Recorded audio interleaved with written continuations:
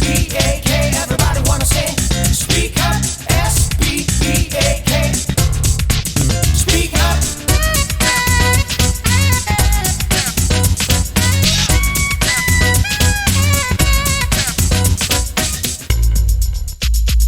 In this anniversary issue of Speak Up, City Lights, special reading, Critical Mass cycling around, Coldplay, the new British voices, Noam Chomsky, the state of the world, Tea, the 5 o'clock drug, Virtual, a short story by Ali Smith, and a song by Manic Street Preachers.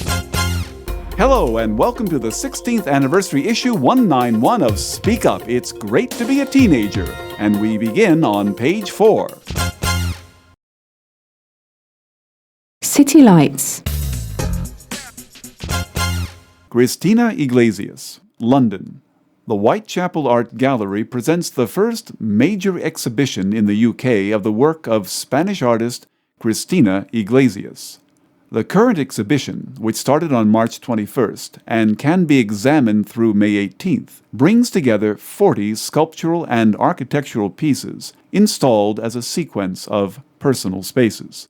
Incorporating interests in literature, architecture, and geology, the works present a sensual and evocative setting using such disparate materials and techniques as cement, alabaster, resin, bas-relief, tapestry, and silkscreen. The exhibition is open from Tuesday through Sunday, 11 a.m. to 6 p.m., and on Thursdays until 9 p.m. Admission is free. For more information, visit www.whitechapel.org. Wild Swans, Sydney. At the Opera Theatre of the dazzling Sydney Opera House from April 29th through May 19th, the Australian Ballet will present Wild Swans, a ballet based on Hans Christian Andersen's fairy tale about love and courage. Boasting choreography by Meryl Tankard and music by Elena Katz-Chernin, and featuring an eclectic mix of dance, singing, and unique photographic projections by Régis Lansac, with costumes by the Academy Award-winning Moulin Rouge designer Angus Strathy, Wild Swans promises to be a highlight in 2003. For more information, visit www.sydneyoperahouse.com. Art Deco, 1910 to 1939. London. Through July 20th, the capital's Victoria and Albert Museum is hosting Art Deco, 1910 to 1939, a large exhibition on the modernistic style that flourished between the two world wars, capturing the imagination of people the world over. The exhibition features over 300 works in painting, sculpture, architecture, furniture, textiles, glass, metal, jewelry, graphic art, product, transport and industrial design, fashion, film, and photography. The V&A is open every day from 10 o'clock a.m. to 5:45 p.m. On Wednesdays and the last Friday of each month, the museum is open from 10 o'clock a.m. to 10 o'clock p.m. For more information, visit www.vam.ac.uk. A birthday for Buffalo Bill, Golden, Colorado. The name William F. Cody is synonymous with America's Wild West. His skill as a buffalo hunter even earned him the nickname Buffalo Bill, and a central role in many of the best Western films. Now fans can celebrate this great American legend at the Buffalo Bill Museum and Grave. Just 30 minutes from downtown Denver, the museum not only illustrates the life, times, and legend of William F. Cody, but presents Wild West shows, Indian artifacts, Western art, and firearms. Among the many events throughout the year, the Buffalo Bill birthday celebration on February 23rd and the Western Heritage Day and Burial Commemoration on June 1st are the most popular. For more information, visit www.buffalobill.org. Speak up. To New York next, where we meet a member of the critical mass movement. New York resident Ben Shepard is a member of Critical Mass, which means that the last Friday of every month he meets up with his fellow cyclists in Union Square before going on the rampage.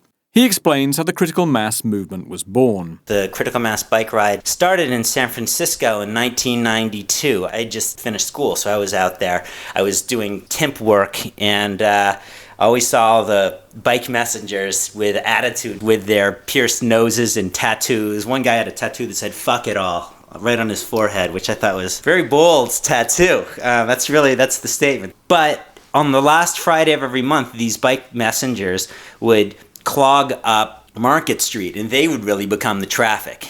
And the cars couldn't get by. You'd have thousands and thousands and thousands of these vagabond ragtag bike messengers filling up the streets. And it's a moving amoeba in the sort of tradition of nonviolent civil disobedience. Nothing was destroyed, but people had to stop and think about business as usual for just a moment. And 92 was a moment with the LA riots when I think a lot of American public space activists started rethinking how we were using public space, why there's racial profiling in public space, who is allowed what kind of access to public space. And increasingly we were seeing global capital restrict our use of public space. I mean, we're seeing in New York City over the last couple of years, community gardens disappearing, being bulldozed, and condominiums going up in their place.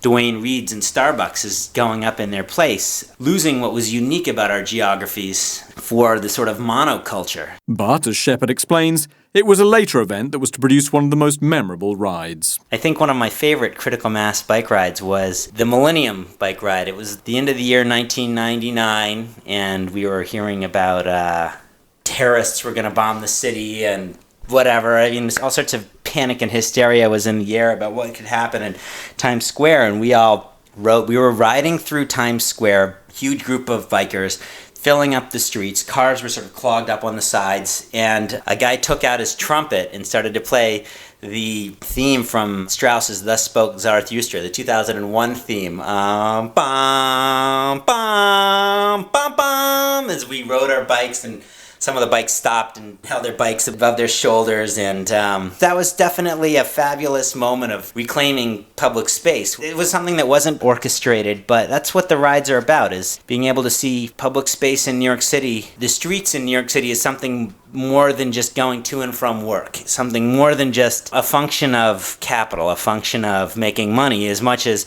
a place where communities intersect. I mean, the fun, fabulous part of why we live in cities is the diversity. It's all the zillions of different, combinations, from a synagogue to a hot dog vendor to a porno shop to a anarchist bike rider overlapping, and a lot of those folks come on the Critical Mass bike rides. In conclusion, Shepard explains that Critical Mass is still as relevant as ever. That's the point of the bike activism, is showing what a city could be if we didn't have to all be paying for gas to drive. The city would be a lot less clogged up. People would be able to get to and from work without having to destroy the environment or fight a war for oil along the road of it. I mean, and that's the subtext of this kind of bike activism. But Critical Mass, the beauty of it is there's not a preacher, there's not a speaker up there telling you to think that. I mean, you can all read the paper and people can make that decision on their own. Speak up. We now bring you an exclusive interview with British rock group Coldplay. That Coldplay are one of the bands of the moment was evident when their second album, A Rush of Blood to the Head, was voted Best Album at the 2002 edition of the Q Music Awards. At the same event, the group were nominated, but didn't win the prize for Best Act in the World Today. This, in fact, went to Radiohead. Even more remarkable is the fact that Coldplay have only been around for a couple of years. Their recording career began in 2000 with the album Parachutes, which has subsequently sold 5 million copies. I met with the band's bassist, Guy Berryman, and drummer, Will Champion. We began by talking about how the band's 4 members met when they were students at University College London.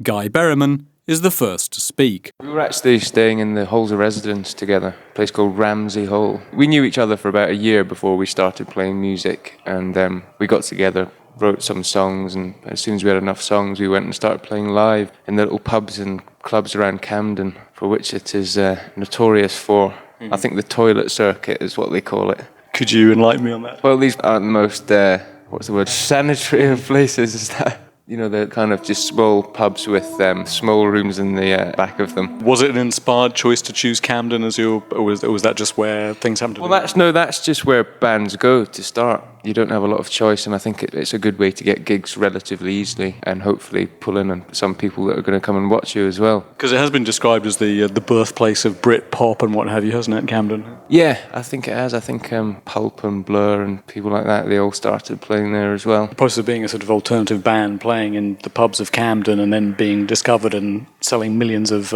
copies of your records, I mean, has it been very surprising, or did you kind of think this could well happen? Well, it was what we were aiming for. You know, we've been working as hard as we can since we formed, and I think we hoped that we would sell lots of records one day, but whether we thought it was going to happen this quickly, I'm not sure if we really expected it. But, you know, I think if you're passionate about something and you put in enough hard work, you should do quite well. Bands who become successful often complain about the pressures of success, the change in lifestyle, but you seem fairly well adjusted to this. We don't ever really let ourselves get carried away with our success, and I think that's probably a good thing. We surround ourselves with people who we trust to let us know if we're getting out of line. So, no, we're kind of...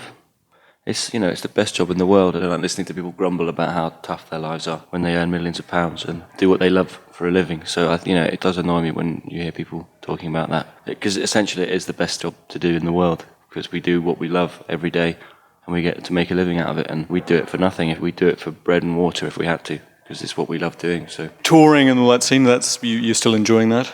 Yeah, I mean, it's quite hard being away from your family and your friends. I mean, that is the only thing, really. I mean, it's spending so much time away from home, but the time we spend away is amazing because we get to do so much traveling and meeting new people and playing in different cities all over the world, and you just have to sort of pinch yourself and say, well, I mean, I've certainly done more traveling in my life than I probably would have done in my entire life if I wasn't in a band, So it's a good way to see the world, really.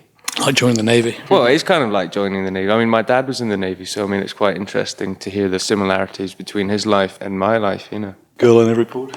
I'm not sure about that. It's been noted that both of your albums were recorded in a very small studio in Liverpool. What prompted that decision? just because it's a really magical room for us, really. We spent a lot of time there for the first album, and then when the time came around to do the second one, we started off in London, and it wasn't particularly productive, or the stuff that we did just wasn't very good, so we moved back up to the same little room in Liverpool, and it's the best room we've ever been in terms of writing. It just seems to bring out great songs. I record probably about 4 or 5 of the songs that are now on the album were written in that room, so it's a magic room for us.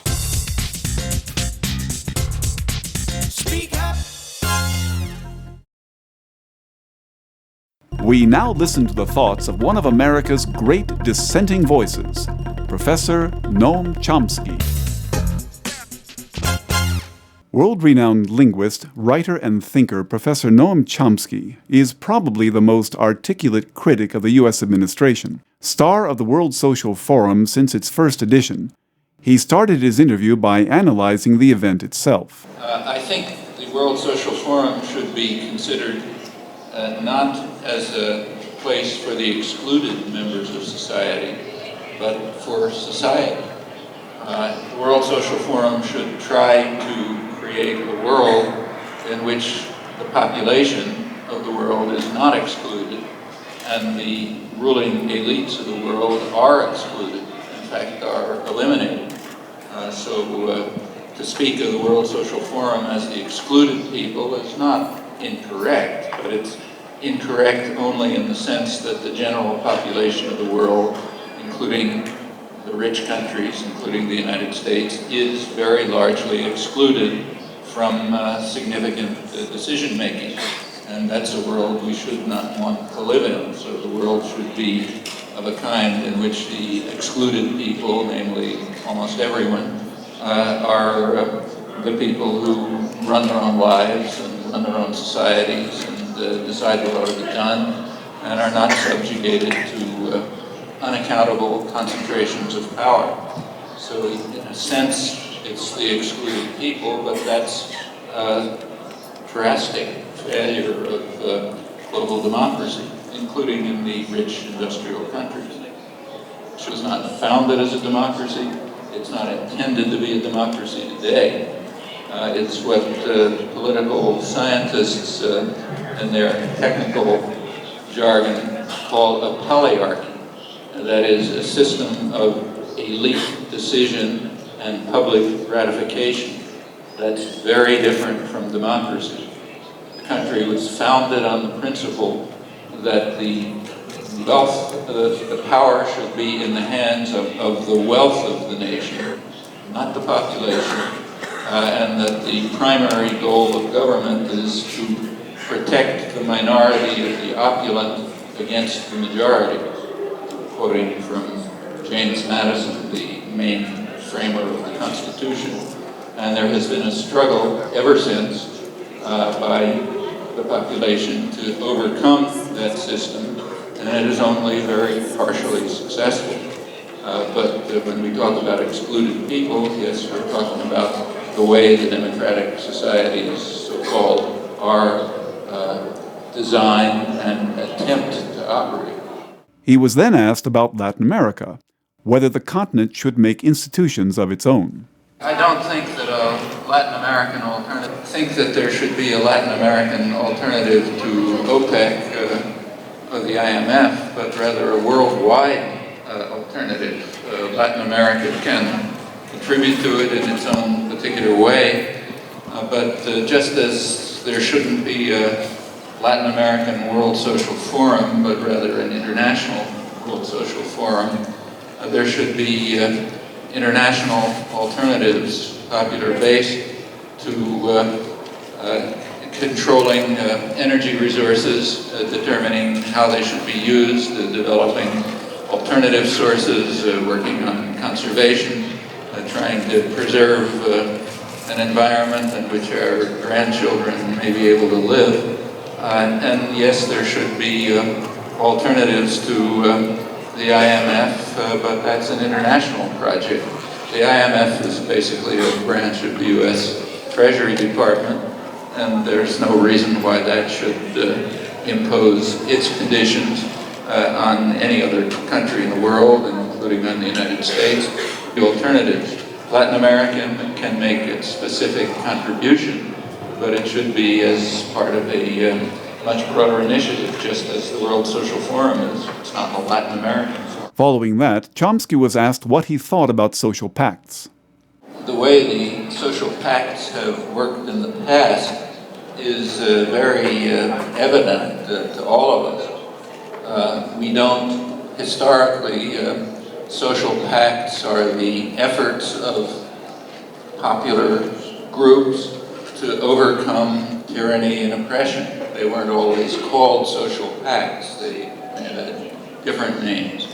But if you go back to, say, the first modern democratic revolution in 17th century England, large parts of the population wanted to overthrow the rule of the gentry, the lords, the kings, the clergy, and so on, and fought a major revolution in the 17th century, which failed. They were crushed, and the old power system was restored, but failures always leave a residue. There was a residue of success, and there were long efforts to build on that success, and it continues up till the present moment. Same in the United States, same in Brazil, same everywhere else. It's because of what are now called social pacts that we don't live under slavery, and we don't live under the rules of kings and princes, and that women have some rights, and that there aren't brutal, murderous military coups all over Latin America the way there were 30 and 40 years ago. And the reason why societies have simply become a lot more civilized right in our lifetimes. That's social pact. In fact, the course of history is the effort of, the main theme of it is the efforts of people to overcome tyranny, subjugation, domination, whether it's in the home or the country or international society. And social pacts are just the names given to the contemporary forms of that age-old struggle. It goes back as far as it can go. And it'll continue until more freedom and justice are achieved. Now he speaks about the World Social Forum, World Economic Forum duality. The interaction between the World Economic Forum and the World Social Forum is very interesting to watch. I mean, if somebody were watching this from Mars, they would be quite amused to see what's happening. The two organizations operate in parallel. Last year at the meetings, the World Economic Forum was very optimistic and exuberant. They called themselves the masters of the universe. They were going to run the world without any interference. The World Social Forum last year was a very important and dramatic event, and they tried to pretend it wasn't happening. So there was almost no reporting about it. The little that there was made it look like people throwing rocks or children having dances in the streets or something like that. The actual content of the World Social Forum, very rich, detailed, serious discussions of all kinds of major issues, that was suppressed. No one in the North knew that that was happening. This year it's quite different. The World Economic Forum is taking place in an atmosphere of gloom and despair. The theme of the World Economic Forum is building trust. And the reason why that's the theme is that they know that trust in leadership has declined to alarming levels. They know that their grip on the world is very fragile. The mood in the World Social Forum, on the other hand, is quite different.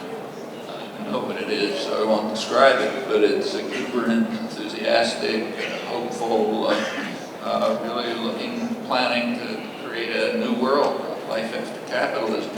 And in fact, if you look at these two forums, they do go in parallel. As the World Social Forum gets larger, more broader in its participation, more energetic and optimistic in its hopes, the World Economic Forum sinks further into gloom and despair. And there's good reasons for that. That's the difference between the masters of the universe and what somebody before called the excluded people, that is, population of the universe. So yeah, there are interesting parallels between them. And we should be encouraged very much by the atmosphere of despair at the World Economic Forum, by the fear that they express over what the World Social Forum represents.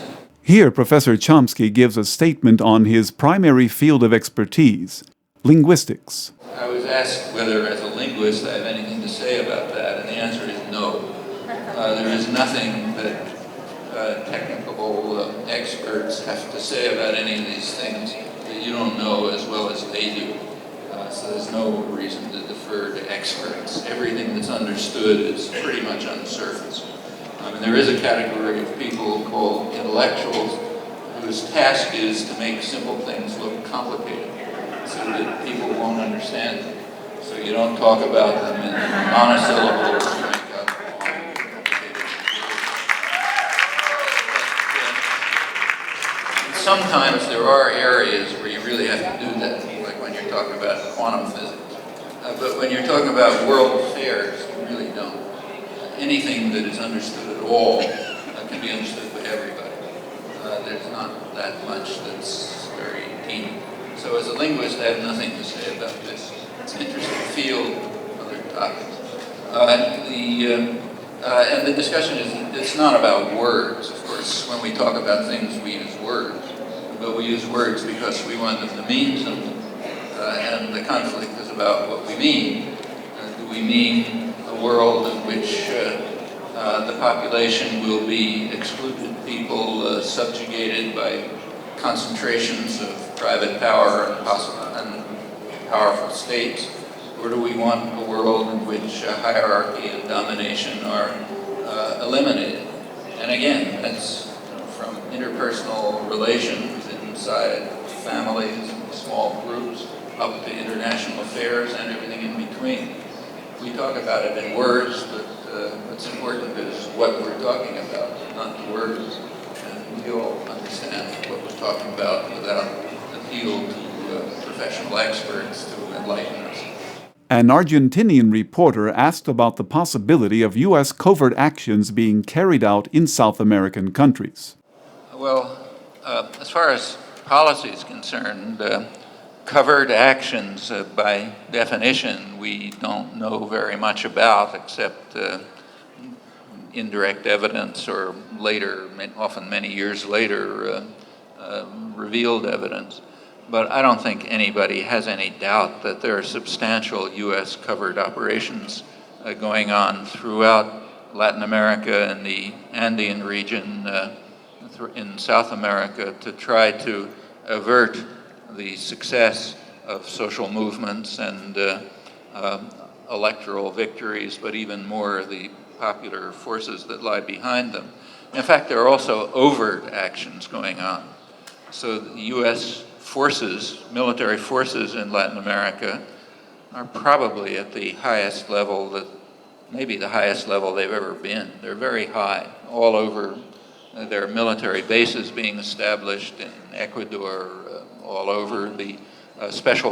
Special Forces are now publicly involved in Colombia in training and advising, and that means participation in what amount to state terrorist activities. It's called drug war, but no one believes that. And yes, it's extending. There are forward bases, so-called forward bases being all surrounding the most conflicted regions, the ones they're most worried about, the Andean regions.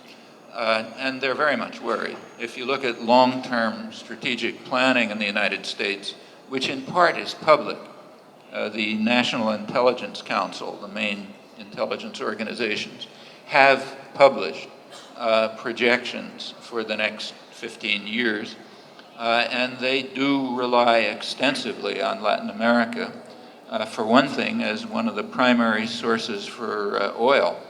The United States wants to control Middle East oil, which is the most important in the world, but they don't really want to use it. It's not a matter of access, it's a matter of control. The U.S. wants to rely on more stable sources, which would be Western Hemisphere, including Latin America, and West Africa. So it's going to rely on stable sources that it can be sure of, but it wants to control the world's major sources. They're an enormous source of power. That means, in fact, if you look at the intelligence projections, they're specifically concerned about Brazil, the Andean oil-producing regions, Mexico, and they take Canada for granted. And there are, wherever there's, in fact, if you look at the conflicts going on around the world now, most of them are either in oil-producing regions or in regions that are involved in transport and distribution of oil. Colombia and Venezuela are an obvious case, but it's true everywhere. It's true for other countries too, like the Russians in Chechnya. Part of the concern is that Chechnya, while not an oil producer, is a transmission point for oil, and that goes on everywhere. So yes, there's great concern about Latin America. There are overt military operations in process, and undoubtedly covert ones. Then he added a comment on the popular and electoral success of social movements. First of all, the social movements, as all of you know, are not in the last few years. The most important popular movement in the world, in my opinion, the MST, that goes back to the mid-'80s. The reason why the World Social Forum is meeting in Brazil and not in New York or London is because the main popular movements in the world that have had major successes are in the South. They began in places like Brazil and India and Southern Africa, what's called the South, and ultimately they spread to the North. When they spread to the North, they become visible. So if there's a demonstration in Seattle, People have to pay attention. If there's a demonstration in New Delhi or Sao Paulo or something, you can pretend it didn't exist. But the main centers of the popular movements have mostly been in the South. The North is joining, and that's an important development for crucial international solidarity. And the movements have been very successful. The electoral success in Brazil is astonishing. It's probably the most free election in the hemisphere, and it was won by an authentic candidate of the left with a strong popular base and a program that comes right out of the World Social Forum. And surely that that and other things like it are very frightening to how they're dealing with it now and the way they dealt with a much lesser threat 40 years ago. So 40 years ago in Brazil, there was a populist president, nothing like Lula, but kind of a mild populist president. That was intolerable in the United States. The Kennedy administration organized a military coup, which took place shortly after the assassination, but had already been prepared, which established in Brazil a brutal, murderous national security state, basically neo-Nazi.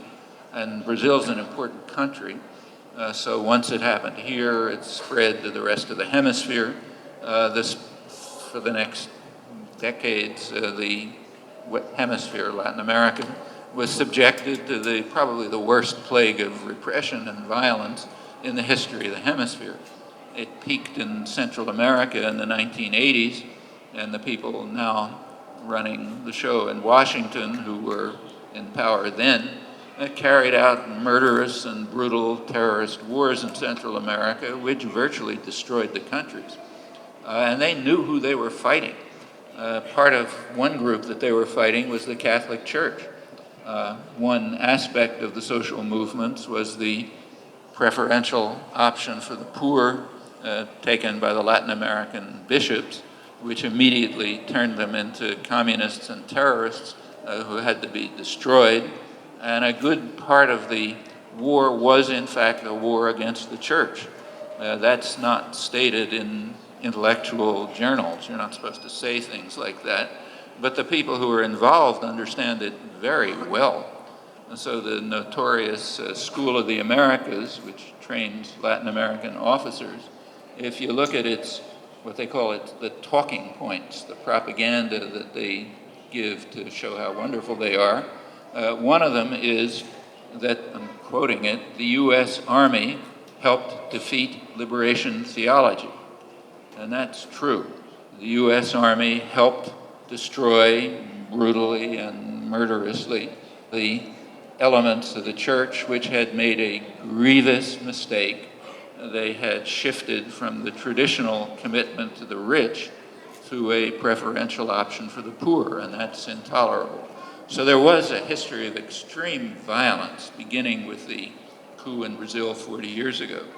Today, there's a much greater threat to the interests of concentrated power, and they're not resorting to military coups. There are a couple of reasons for that. One reason is they can't get away with it. The population of Brazil and the population of the United States, for that matter, would not tolerate it.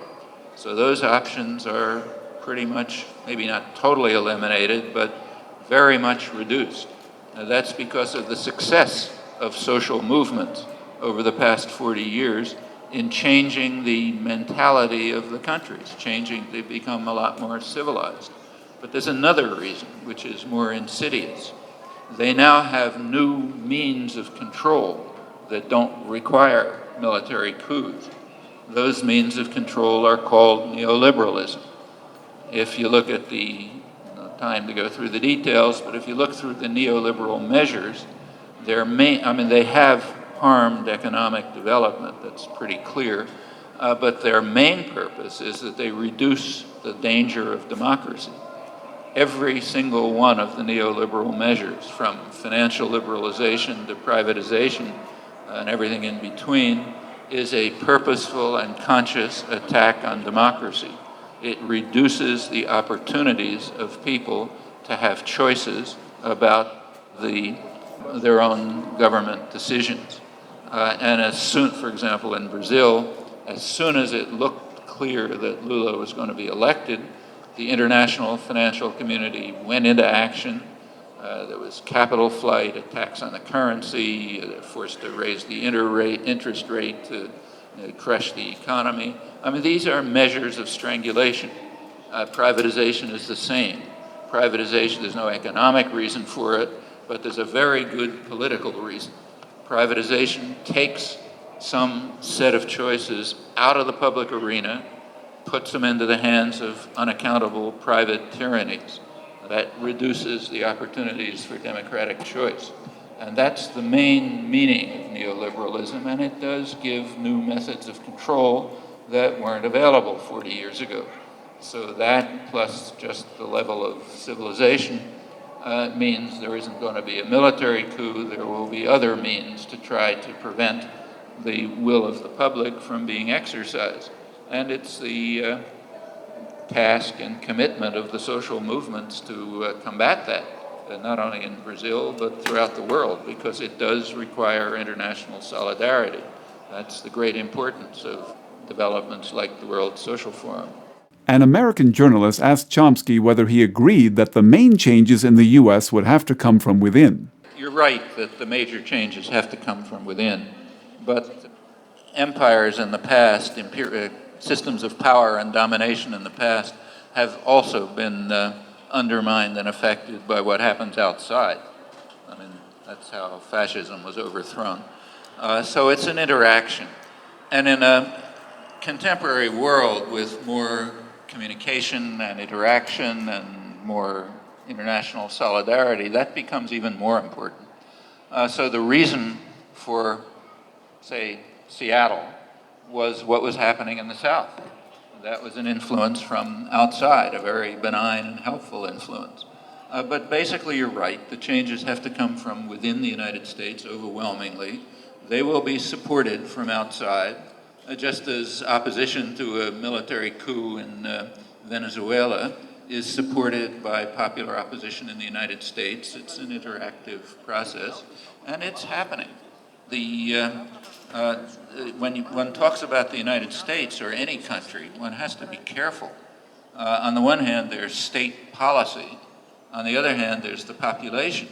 They're typically very different.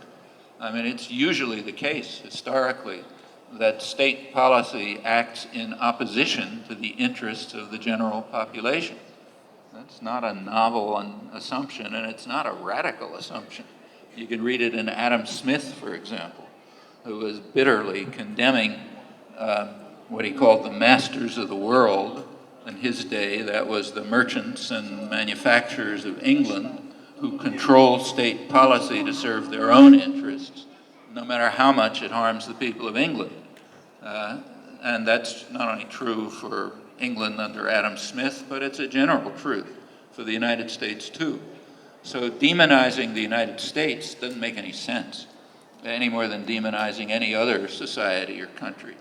Demonizing policymakers who are not only in the White House, but also in corporate suites and editorial offices, that does make sense. I don't know if demonizing is the right word, but identifying them, discovering what they're doing, and preventing them from doing it, yeah, that does make sense. And that is a very major popular development within the United States. In fact, in some respects, the United States is in advance of the rest of the world in this regard. So critical discussion and popular activism concerning media is more developed in the United States than anywhere else. And that's important. That's one of the systems of domination and control, propaganda. And it's very developed in the United States. Take, say, the coming war with Iraq. If you look at superficially, it looks as if there isn't much opposition, but that's a serious error.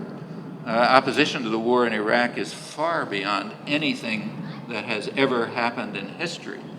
There's never been a time when there was large-scale, massive protest against a war before it was officially declared. Nothing remotely like that, and it's all over the country. And the same is true to opposition to neoliberalism. So take, say, NAFTA. The public was opposed to NAFTA. That's one reason the elites were in favor of it. That's why NAFTA could not be popularly discussed. To this day, 10 years after NAFTA was passed, the official position of the labor movement in the United States has not been made public. Congress's own research bureau issued a critical analysis of NAFTA, very much like that of the labor movement, which to this day has not been allowed to reach public expression. The reason is, sometimes it's frankly stated. The Wall Street Journal, the main business journal, frankly stated there's a problem with pushing through these proposals. Opponents of them have what they called an ultimate weapon. The ultimate weapon is the population, which opposes them. The ultimate weapon is going to oppose these agreements, and therefore we have to make sure that the ultimate weapon is sheathed, meaning the public is not allowed to know what's happening. And that goes on consistently because there is large-scale public opposition. These present enormous opportunities for organizers. The opportunities you wouldn't believe. So just to give one last example, at the bicentennial of the American independence in 1976, there were polls taken about all sorts of things on popular attitudes. And one of the polls was particularly interesting. It asked people around the country, it gave people a list of famous statements and asked them to say, which ones do you think are in the Constitution? Well, nobody knows what's in the Constitution. I mean, that's something you were taught in 8th grade while you were sleeping or something. So nobody knows what's in the Constitution. And when people answer that question, what they're really answering is, which of these statements is so obviously true and that it must be in the Constitution? Well, one of the statements they asked about was from each according to his ability, to each according to his needs. And over half the population thought that's in the Constitution because it's such an obvious truth. Well, you know, this ought to be an organizer's paradise. And it is in many ways. What's required is the effort and the commitment, but it can achieve what you describe, which is needed. Speak up. After all that heavy thinking, how about a cup of tea? Piers Grimley Evans reports.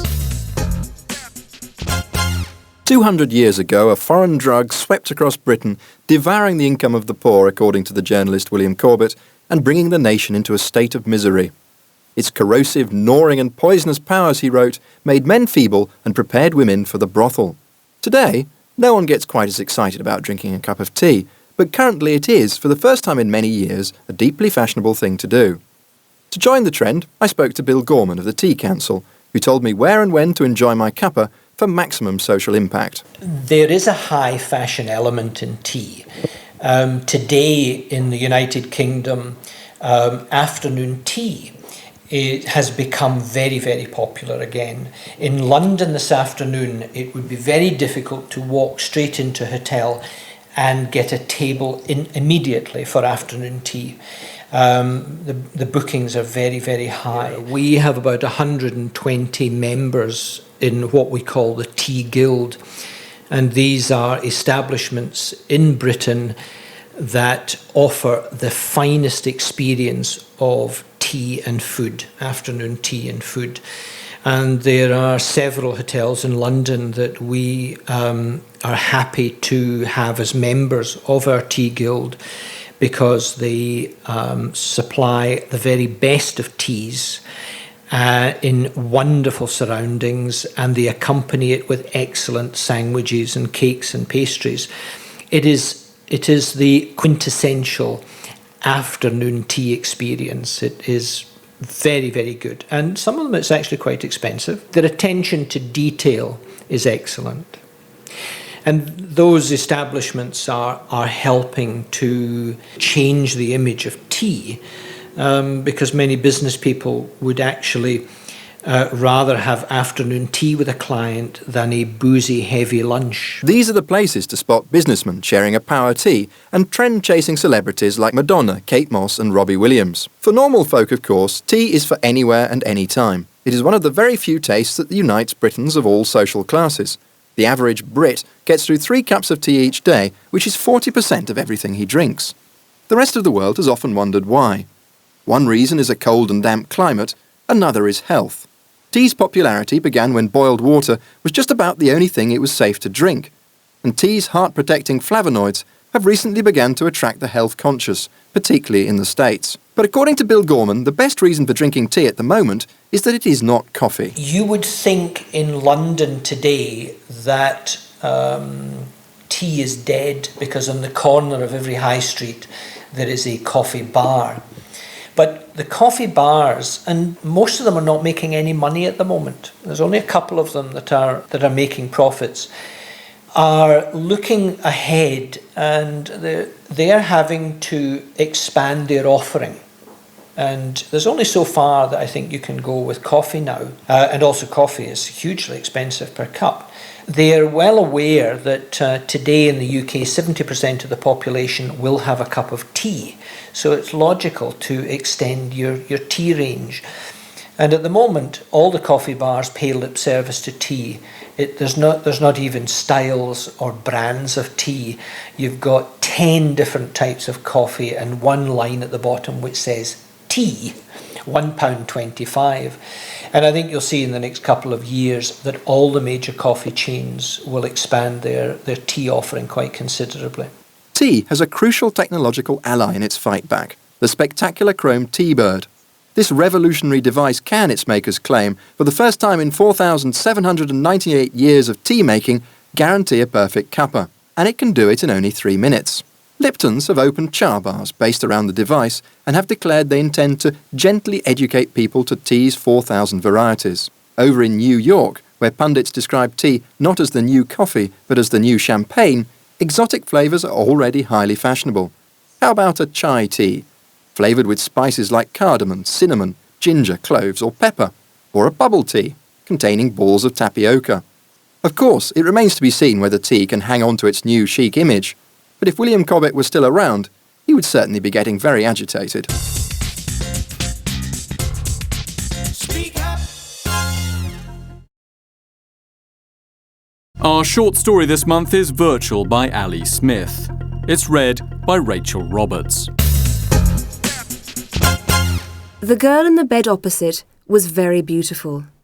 She had dark hair and dark eyes, and the paleness and seriousness of face of one of those painted pre-Raphaelite heroines. And it was only when the nurse came in and the girl peeled back the blankets she'd coiled round and over her and slowly pushed herself up off the bed that she was shocking.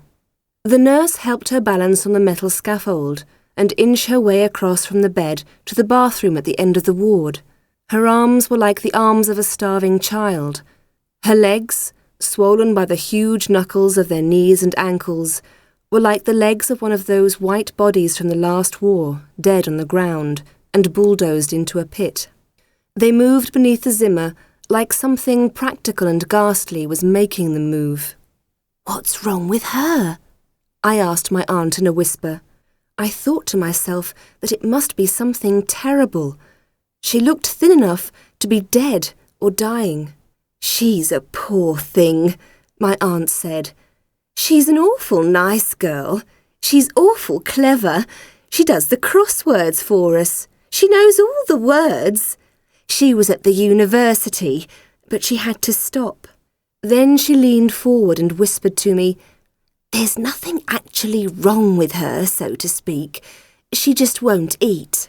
My aunt was in hospital for what she called something unmentionable down there. She's not really my aunt. She is my mother's old friend, one of those friends that get called an aunt. And now she is much older than my mother was when she died. her face much the same, a little more lined and bagged, smiling 10 years on and still thriving.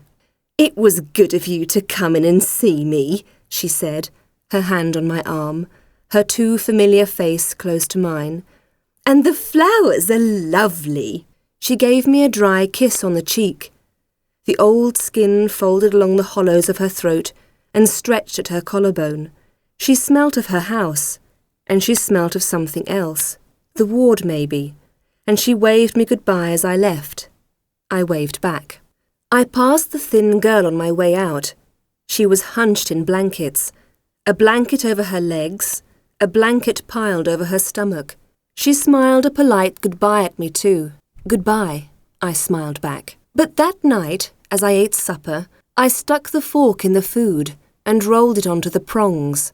I held it in front of my mouth.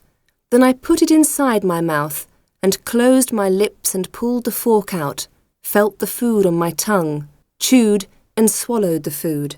I thought about the thin girl. I wondered what her name was. I wondered if there was anything she wanted, anything she would like. I went back to the hospital the next day. "What a surprise!" my aunt said. "But you'd no need to come again. I told you yesterday. I'm just about better." She was sitting up in a chair, wearing her clothes. "Oh, you know," I said. "I was passing. I thought you could do with a visitor, and I was wondering if there was anything I could bring you, anything I could do for you, shopping, anything." "But you know I'll be out tomorrow," my aunt said. She shook her newspaper and folded it down, smoothed it out on the bed, shook her head for the benefit of the new lady in the bed next to her. "First I don't see her for years, eh, Edith?" she said. "Then I can't get rid of her. Doesn't she have a job to go to?" She turned to me. "What am I going to do with you? What would your mother say to that, eh? Her bad daughter being so good at last?" She told me again the details of her operation, all the time really telling them to Edith, who was listening and nodding and adding her own commentary. I sneaked a look across. She was still there. She was asleep. She looked like a broken child. "Actually," my aunt was saying, "there is something, if you've the time. Only if you've the time, mind. You couldn't nip into the house and feed the fish for me. I'm worried one more day might be just one day too many. I'm not wanting them to start eating each other. Here's the key. You only need the one key. Leave it in the geranium on the left-hand side of the mat on your way out." I had remembered the way to her house. I could have found it with my eyes shut, and her house was the same as I remembered. The living room was the same, though the TV looked new beside the rest of the furniture. The old one must have given out. I sat on the couch and watched the fish eat. Her house was small like ours when I was a child, the same kind of house. My aunt must have bought hers because she'd changed the front door and changed the windows. Apart from these things, it was the same as it had been when we came round here, and my mother swung me down in front of the television. She and my aunt in the kitchen, doing some serious talking in low voices, under the smell and slow veil of cigarette smoke, the hushed tone of agreement between them, the occasional conspiratorial hushed whoop of a laugh. Anyway, I don't know why I keep calling her my aunt. Habit, I suppose.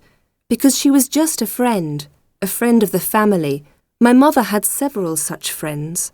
I fed the fish for her, and I sat on her couch and wondered what she could have meant, saying I was my mother's bad daughter. My mother's bad daughter. I couldn't think which of the things about me it was, which of the things I might have done, and she might have heard about from someone else, in that same hushed secret women's tone that constituted bad.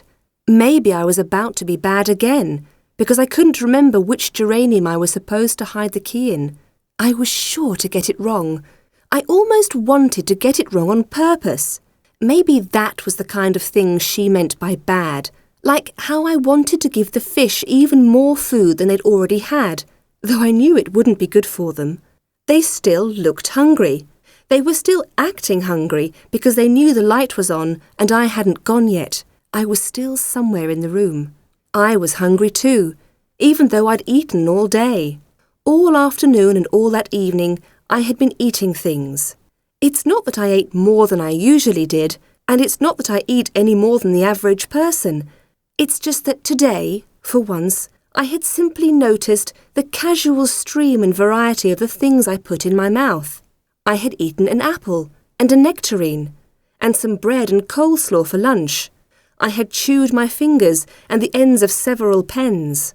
I had eaten a chocolate bar and what was left of a packet of crisps, and the whole of a packet of Polos. I ate a dinner of aubergine, mozzarella, tomato, garlic and pasta all mixed together, and after it I ate some lettuce and another apple. I pulled the string off a herbal tea bag, prized the little hinge out of the label, and chewed the label and the string into little pieces. Then I drove round to feed the fish, and on the way I was thinking about what I could buy to eat at the all-night garage on the way back if I stopped for petrol. They do hot snacks there, hot chicken in greaseproof paper, and barbecued ribs and sausages, as well as a range of sweets and more substantial things in tins, like ravioli, beans, and ambrosia creamed rice. I fed the fish more fish food. I thought of the thin girl. I thought how maybe I could drive a car full of delicious things from the garage to the hospital and spread them prettily out on the bed to tempt her, so that she would want to eat, so that she wouldn't be able not to eat. But probably there wasn't the kind of thing available at the garage that she'd want to eat. I couldn't think of anything delicious enough or anything delicate enough for her. I thought harder. Tiny, dainty, scented seafood, thin slivers of choicest chicken, things which I had no idea how to get. But if I could get them, say I could get them, I could spread them out and let her choose. I wondered if she was fasting, like the men in Northern Ireland, or the suffragettes, or like saints used to. I wondered if it was pictures of thin women in magazines that had made her decide she didn't want to eat anymore. I wondered what had happened to her. I wondered what would happen if someone picked her up and put their arms around her and hugged her close. She looked thin enough to snap into pieces. All the way home in the car, I thought about what it would be like to have someone snap into pieces in your arms. I couldn't get it out of my head. It made me wince. It made my stomach wince to think about it. But I thought about it again and again. The small crack of the bones inside the skin at the slightest pressure, like the snap of dry twigs, or the crack of a shell of a snail under your foot on the pavement before you realise what it is you've done. "Look who's here," my aunt said the next day. "Look who's back. I was hoping you'd come. You can give me a lift home." Her bags were on the bed, and the bed was made. I leaned down so she could speak by my ear, but she didn't say anything. She was hiding her hand so only I could see it, and jerking her thumb at the old woman next to her, Edith, who looked sweaty and yellow and uncomfortable, and was staring into space. My aunt looked at me, shook her head with a slight shake that only I was meant to notice. "Right then," my aunt said cheerily, "I'll get myself together." She moved me out of the way and put her arm in her locker drawer, feeling around to see if she'd missed anything. A family had gathered round the thin girl opposite. A man sat on the edge of the bed, looked lost and dazed. A small grey woman held one of the girl's hands, telling her things. The girl nodded back, her face white. A small boy, her brother, hung his legs off the chair, kicking the metal legs of the Zimmer with a dull clanging, and a teenage girl, an inflated version of the pale girl in the bed, poured water from the drinking jug into the plants on the locker table. I followed my aunt, who had disappeared ahead of me already, out of the ward. "Goodbye," the girl said as I passed. All the people round her bed turned to look at me, all at once. Her father made room for her to see me, and she shifted up the bed, pained and graceful, and took a moment to find her breath. There was a tube attached to one side of her nose and to a machine beside the bed. The girl held her hand up until she was able to speak. "Please, Say goodbye to your mother for me, she said. I didn't get the chance. Yes, I said. She couldn't wait to get out of here, the girl said. Me neither. She looks a lot better though, doesn't she? Yes, I said. She does, doesn't she? You'll be pleased, the girl said. She smiled. Her lips drew back round her very white teeth. The smile made her look tired. She held up something red in her hand, like a plastic keyring. Look what they've brought me today, she said. I smiled and nodded. It looked like a keyring. I didn't know what it was. It's a virtual pet, she said. They're Japanese. She can't have a cat in the hospital, and she was missing the cat, her mother said, smiling at me. Her mother looked tired too. I smiled back. Look, the girl said. Look what things you can do with it. The small boy moved his legs like he was told, so that I could come in closer. I put down the case and the bags. The girl showed me how the pet needed baths and games. It needed to be disciplined and taught, and fed and watered. It needed you to push buttons to make sure of all of this, and that it was happy with the amount of heat and light you gave it. It has this life cycle, and you have to get it right, the girl said, or it dies. It gets a halo above its head and a tombstone. Then she laughed. I hate it, she laughed. It isn't even alive, and it's making me feel guilty. Here. She put the plastic thing in my hand. I turned it over. On a small screen, a creature with eyes and no mouth was moving up and down and back and forth very fast in the small space. The Japanese are fighting over getting these, the father said. They're really popular, the sister said from behind the bed.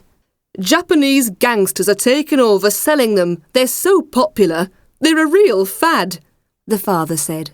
See, the girl said. It's really irritating. A noise was coming out of the plastic. The creature was flashing black and white. The girl took it back and peered hard at it. That means it needs a bath, she said. She pressed a series of buttons, making a series of beeps. Then she showed me the happy-faced, clean creature. It made a melodious beeping sound to show that it was happy. See, the girl said. It never shuts up. Everybody laughed. The small boy snorted on the chair. Well, if you want it to shut up, you could just take the battery out, he said. Everybody laughed again. As I went down the corridor, my face was sore from all the smiling. I found my aunt and drove her home. I came in with her and made sure her cupboard and her fridge had enough in them to see her through the next few days. Then I drove home. At home, I went from room to room in my big house with all the books and things and furniture and pictures. I looked out of the window at the view over the bridge and the houses. I looked out of the back room at the view over the other back gardens. There was a cat asleep on top of one of the sheds. I thought about getting a cat. Then I thought about maybe getting some fish and a tank. Up so close to the thin, beautiful girl, I had seen that the skin round her eyes, the skin that made her eyelids, was loosened and roomy. Her hand up close had been like the foot of a bird, and you could see lines in it, and lines along her fingers, like the traceries in a leaf. I couldn't think what to do. I couldn't imagine what to do next, or how to be able to do it right. Speak up. And now we leave you there by the grace of God and the Manic Street Preachers. That's all for now, folks. See you again next month.